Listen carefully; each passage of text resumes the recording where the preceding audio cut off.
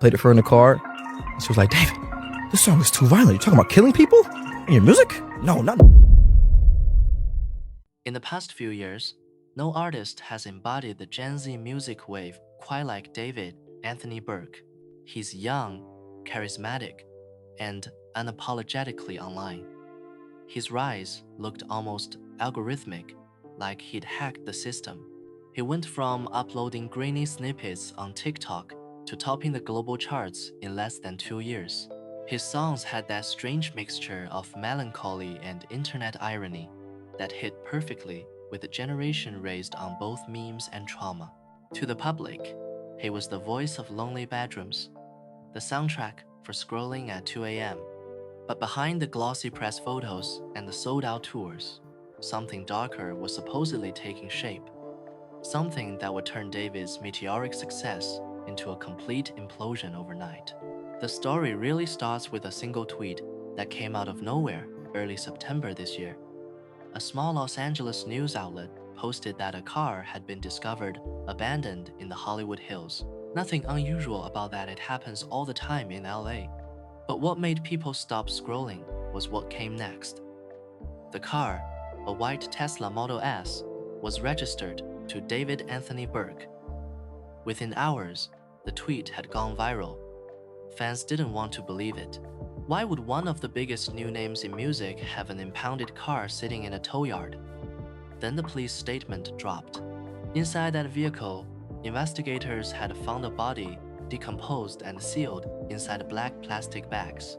And suddenly, the internet went into overdrive. At first, even mainstream outlets treated it like a misunderstanding. Maybe the car had been stolen. Maybe it was someone else's mess. David's management quickly released a statement saying he owned multiple vehicles and shared them among his staff and friends. But online detectives weren't satisfied. The timing didn't make sense. David had been in Los Angeles only a week before the car was towed. His tour schedule lined up with the window when the Tesla was abandoned. It wasn't proof, but it was enough to plant a seed of suspicion that refused to die.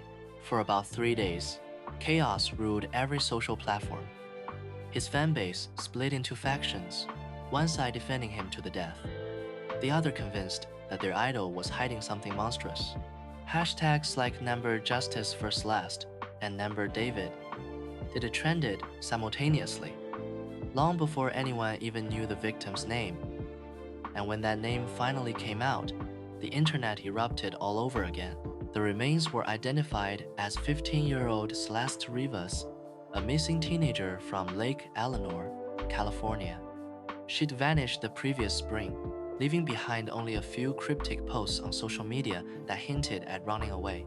Nobody expected her story to collide with one of the most famous artists in the country. The confirmation changed everything. Suddenly, the conversation wasn't about stolen cars anymore. It became a question of whether one of the biggest Gen Z idols had been secretly involved with a minor and possibly far worse. Fans combed through years of his content, looking for anything that might explain the connection. Old live stream clips resurfaced, archived comments, lyrics, Discord messages. Everything got reinterpreted through the lens of the allegations. A clip from a 2024 stream showed David joking awkwardly with a young girl off camera. At the time, it seemed harmless, just the usual chaotic banter that streamers engage in. But after the news broke, viewers noticed how uncomfortable the girl's voice sounded, and how quickly David told his mods to delete everything right after ending the broadcast. That single phrase, "delete everything," became a meme and a rallying cry, quoted in tweets, remixes, and videos, dissecting his behavior frame by frame. But as dramatic as those clips were, none of them proved anything on their own. So the internet did what it always does. It investigated deeper, collectively, obsessively. Some users began tracing his old posts from before fame, connecting them to photos of Celeste Rivas that had appeared on her now deleted accounts. Others claimed to have found matching tattoos. Both of them had a small shush design on the index finger. On its own, that tattoo wasn't unique. Hundreds of people have it, but conspiracy threads quickly spawned it into evidence of a secret connection. Soon, timelines appeared on Reddit, showing alleged sightings of David near Celeste's hometown, maps of tour dates overlaid with her disappearance, and theories that went from plausible to absurd within the same paragraph. Then came the bombshell, a mother's interview. Celeste's mom spoke to a local station, saying her daughter had a boyfriend named David before she vanished.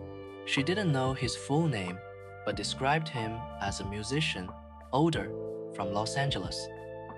That was enough for the internet to connect the dots that might not have belonged together. Screenshots began circulating of Discord conversations, allegedly between David and a user named Celeste, dating back to when she would have been barely 13. None of these screenshots were verified, but their tone was intimate enough to shock even his defenders.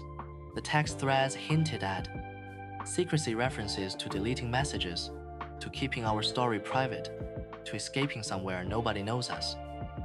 It was the kind of content that people desperately wanted to be fake, yet too believable in the context of everything else. Once again, the story metastasized. Every day brought a new supposed leak. Private photos, voice notes, song drafts, even a screenshot of a message claiming me and deleted user got a kid on the way. Most of these turned out to be unconfirmed or clearly fabricated, but by then, truth and fiction were indistinguishable. The internet had turned into a crime scene, everyone playing detective, judge, and jury simultaneously. Some fans organized digital vigils for Celeste, others launched hate raids on anyone defending David. The algorithms didn't care, they amplified everything equally, outrage and grief feeding the same engagement loop. Behind the scenes, though, law enforcement was actually moving. Reporters later confirmed that investigators executed a search warrant at a house connected to David's management team, not far from where the Tesla had been found. Witnesses saw officers leaving with several bags of evidence. Nobody knew what was inside, but the sight alone reignited speculation. Paparazzi footage from the following week showed David arriving at a police station, flanked by lawyers, his expression hidden behind a hoodie and mask. He didn't speak to the cameras. Within hours, his tour was officially cancelled until further notice. Every festival that had booked him quietly scrubbed his name from their lineups. Sponsors pulled back. His social pages went dark. And yet, in the vacuum, his numbers skyrocketed. Streams of his songs doubled as morbid curiosity set in. People who'd never heard his music before now listened just to decipher hidden meanings. The irony was cruel. Controversy had made him even more famous, but fame doesn't equal reputation, and by that point, whatever goodwill he once had was gone. Former collaborators issued vague statements about processing recent events. A few smaller artists admitted that they'd heard rumors for a long time, but never thought they were real. It became less about evidence and more about collective guilt. How the internet could adore someone so blindly and ignore the warning signs. By October, the case had entered a strange limbo. Police confirmed that DNA matched Celeste Rivas and that the cause of death was homicidal violence, but no public charges had been filed. David remained officially uncharged, yet undeniably implicated in the public eye. Every move he made was dissected. A single Instagram like turned into breaking news. An unverified photo of him at an airport led to trending theories about him fleeing the country, even though it turned out to be old footage. For a generation that consumes crime stories like serialized fiction, this one had it all: celebrity, tragedy, betrayal, and endless ambiguity. What made the story truly chilling wasn't just the crime itself, but how eerily it reflected the culture that built David in the first place. He was a product of the attention economy, and so was his downfall. The same digital platforms that elevated his voice also preserved his every misstep, every impulsive live stream, every lyric that could be taken out of context. People replayed those moments endlessly, searching for clues that maybe had never been there. One clip showed him half-jokingly saying he liked dark stories and watching true crime documentaries to get inspired. That alone spawned entire TikTok essays analyzing his psyche, his upbringing, his supposed obsession with violence. None of it was verifiable, but everyone had an opinion. Meanwhile, more layers of the story surfaced. Friends of Celeste, speaking anonymously to journalists, saying she'd bragged about dating a musician. Others claimed she had been isolated from them before disappearing. Her social media posts from that time suddenly read like cries for help. "He says I'm special," one caption read on an archived Instagram photo. Another said, "Sometimes I feel like I'm disappearing." Whether those posts really referred to David or not, people took them as gospel. And every new discovery added fuel to an already raging fire. Except they weren't. Behind the scenes, Banks was working every angle to maximize his profits from MLG. Leaked messages later revealed him demanding larger token allocations, threatening to stop promoting the coin if he didn't get a bigger cut. He made it clear this wasn't about believing in the project or building something lasting. It was about making money fast and getting out before everything collapsed. By July, the whole scheme had unraveled. Leaked DMs showed Banks blaming Aiden for MLG's crash, calling him the only bad actor in the entire situation. According to Banks, the community had dumped on Aiden. His ego got hurt, and somehow Banks became the scapegoat, despite never selling anything. It was a masterclass in deflection, painting himself as the victim while throwing his supposed friend under the bus. Aiden's response was swift and brutal. He confirmed the screenshots were real and made it clear Banks had been talking behind his back. The truth was coming out, and that entire house of cards Banks had built was finally collapsing. Other FaZe members chimed in, noting how Banks refused to directly address whether the leaked messages were authentic, dancing around accountability while his reputation burned. More leaks followed, including texts where Banks admitted he lost faith in the MLG team and made 6 figures daily. So this was never really about the money, just about being right.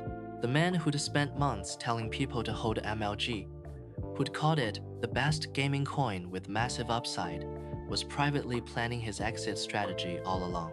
When Banks and Aiden finally streamed together to address the controversy, it was a clinic in manipulation. Banks appealed to their years of friendship, suggested the whole thing was a conspiracy against him, and insisted nobody in that room could have possibly dumped the coin because their public wallets were visible. He conveniently ignored that creating secondary wallets was trivially easy. He walked back every claim about MLG being an investment, suddenly calling meme coins gambling, and expressing regret about the whole thing. The internet wasn't having it. Viewers demanded real accountability, but Banks kept trying to take the conversation off stream, to handle things privately where there'd be no record. By the end, Aiden had signed a contract stating Banks didn't dump from his personal wallets, a legal fig leaf that proved nothing but gave both parties an exit strategy.